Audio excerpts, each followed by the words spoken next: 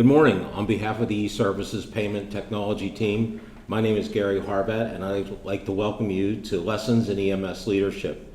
Joining me today is Doug Garretson, a longtime friend and colleague of mine. I'm excited to pose a few questions to Doug along the way. Doug has had an incredible career in EMS, which began at the ripe age of 17 as a firefighter, moving into a volunteer status at a community that I know and love because it gave me my start too. And as a sidebar to today's conversation, Doug took me on my first ambulance call, and somehow he motivated me to stick with it because I was nothing but all thumbs when on that first call. I could go on and on about that, but Doug has been a great mentor for many years to many people. Serving, I think, 29 years in the city, Doug?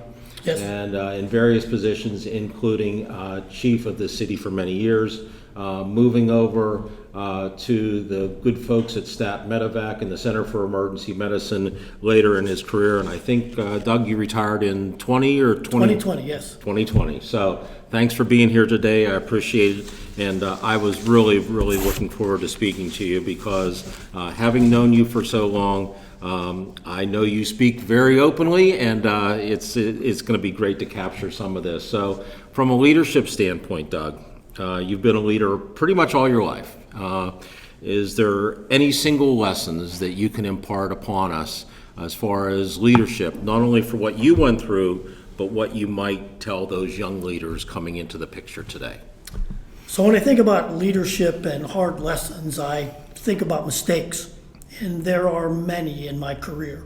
And for people who may be watching, if my lesson was part of you, you probably think it's the most important one. And so my apologies for not only the lesson that created that mistake, but also for your understanding and hopefully your forgiveness. My lesson's kind of maybe soft to some people, but it deals with loyalty. And it deals with conceptualizing and redefining loyalty in my life. As you mentioned, I've never been one not to tell people exactly what I thought. But when I became the chief of Pittsburgh EMS, something changed. And Bob Kennedy, my chief, who had promoted me, became deputy mayor, and he was in the mayor's office with Mayor Tom Murphy. And they made a decision that the budget needed help and they were going to cut things. And they didn't ask for what should be cut. They came to me and said, Doug, you're going to cut the EMT program. And I didn't say a word. And I knew it was wrong.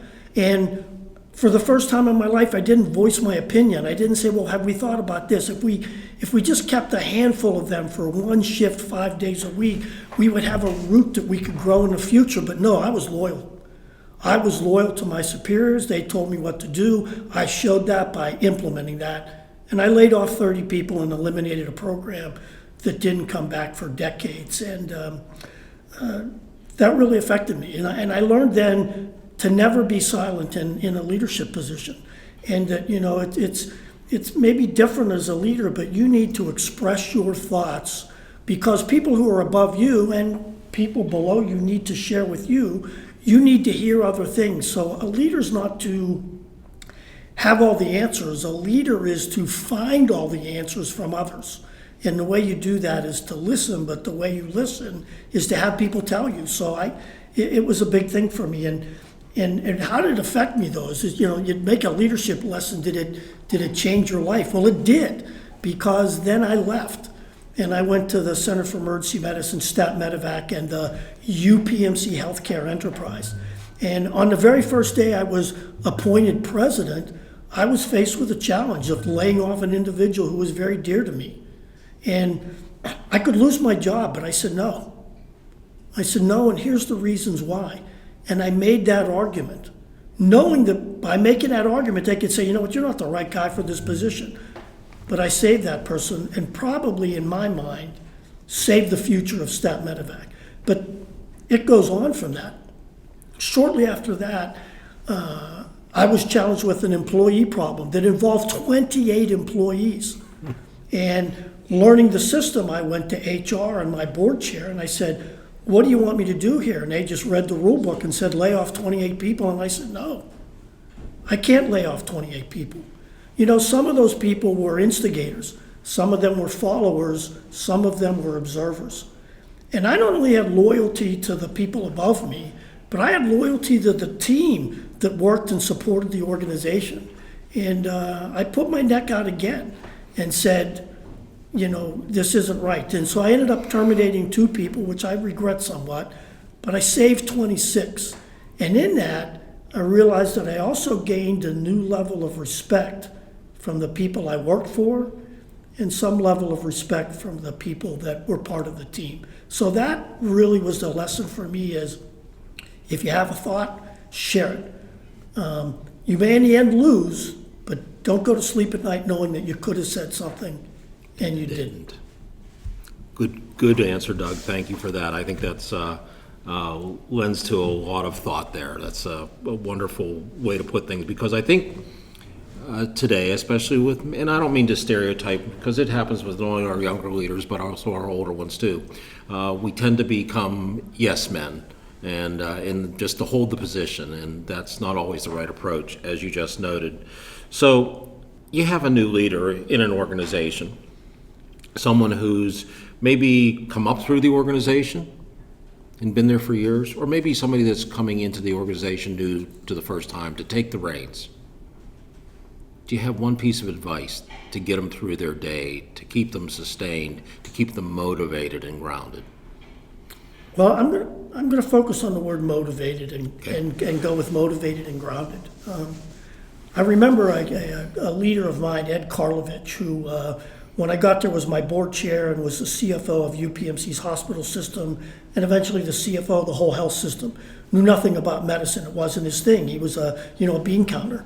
But he had tremendous weight on his shoulders to try to balance the budget, to find money, to get operating income, and some days he just thought, like, is it really worth it? Like, how do I get through this? And his answer was to leave his office and walk the halls of the hospital and see the patients and look in their eyes and watch the interaction with their families and go back to his office and say, I know why I'm doing this. And I'm going to get it done because it has meaning and value. And the same to me in that even when I became, deputy chief and chief of Pittsburgh EMS, I always responded to calls, day in, day out. Late to meetings, on my way, I responded to calls because that gave me that motivation again to see the people that were touching the patients and see the patients so that when I went to my next budget meeting or whatever, I had that piece with me. And even at Stat Medevac, when I started, I used to fly on the helicopters, third person on the weekends. And when my health wouldn't let me do that any longer, I would leave my office and walk downstairs into the maintenance hangar to talk to the mechanics or see the crews coming in or go to all the Con Ed sessions. Not so much to learn what was going on in Stat Medevac, but to listen to the employees talk about their job, their experiences, the patient they just saw. And that motivation grounds you in when you're sitting at a desk at a computer and you're working on problems, and it reinvigorates you and leads you forward. Is there one single person that you could mention that drove you to stay in this industry? Self-motivation is what gets you in this industry. I mean, you have to feel it in yourself. I don't know that you're so much inspired by others as much as you have to be true to yourself and have it in your heart. Sure. You've had a lot of moments, both in the city, both in our volunteer days, and of course at Stat Medevac in the center. Does any one stick out in your mind as your proudest? Probably be easier to name 10 or 20 or 30, but is there any Well, I can one? tell you my proudest moment. Go ahead. And there's 2 of them. And the one came when I retired from Pittsburgh EMS, and the other's when I retired from Stat Medevac and the Center for Emergency Medicine and UPMC. You don't know when you're a leader all the time what impact you have on people. And a lot of people, probably respect you, but you don't really know kind of how that is. And when you retire, there's a lot of patronizing too. But then you go home, and there's people that write you. And when they write you and tell you how you impacted their life, or something that you meant to them, or those are my proudest moments, to know that I really was successful in what I did. And maybe not to everybody, but to those people, they're the rock that I hang on to. And hope that I hope that, like in business marketing, for the one person that writes you, there's 50 to 100 more. That's a great answer. Doug, I'm fortunate to serve on the Pennsylvania EMS Provider Foundation with you as our chair. It's a great organization. It's something that we've both chosen to stay with and be involved in after our retirement. Would have been much easier to step backward and not be involved. But could you tell the folks listening today a little bit about the organization, a quick synopsis for those that may not know? And for those of you watching at home, you might see that Doug and I have the little PAMS provider pin on, as well as a few other folks here today. And I stay with this organization. I'm sure, I don't want to answer for Doug, but its mission is something that is surely noteworthy and something that makes me feel glad to be part of the profession for many years, and how I can contribute even now after my time in the field has gone. So Doug, tell me a little bit more, tell the listeners a little bit more about it, if you would be so kind. Well, it's in the name. It's the Pennsylvania EMS Provider, emphasis the word provider, foundation, and it raises money to help support providers. It's not about finding new jobs or new mechanisms of reimbursement or teaching the community the value of EMS and why you have to have a healthcare system. It's about taking care of the people that do the job. And we started out by doing that with scholarships. And this last year we gave out 10 scholarships worth almost $45,000. But then it became more than that. We realized a couple years ago that there are people that tragically die in the line of duty. And we started a program where tragically, if someone dies in the line of duty, we send to that family money. We send them a family grant within 7 days of that death. The idea is to give them something that they have to help with unwanted expenses or unplanned expenses, or to buy something for the children of the provider to help them remember their father or their mother, or to have some sort of celebration for the life of that individual. Ultimately our goal is to be able to have so much money that, God forbid, someone dies in the line of duty again, we can go to their children and say, when you're 18, we will give you the money for post-secondary education, whether it be a trade school, whether it be a college, whether it be whatever. That's the point that we want to get to. That's the level of help that we want to have providers. We realize there's a lot with post-traumatic stress. We're not in that arena right now. There are other people that do that very well. But when we get a little bit more money with support, our goal is to help partner with those people and get those programs to more and more individuals. So it's about the provider, and there's an easy way to be a participant. We become champions, systems champions, emphasis on the EMS in systems. And for as little as $100 a year, you can be a sustaining systems champion that'll help fund the foundation. So it's a great that's what we're organization. about. I'm proud to be a part of it and play a very, very small role, but definitely, Doug, you carry the ball and keep us all together. So I thank you for that, as well as for the rest of the trustees.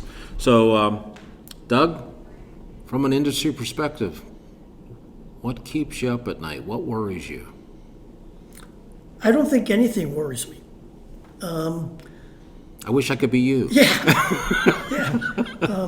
Somehow the heart of what we do has carried through from generations before and will carry through in the future. That old adage that I say is, we don't treat patients, we care for people. And caring for people, empathy, is not going away.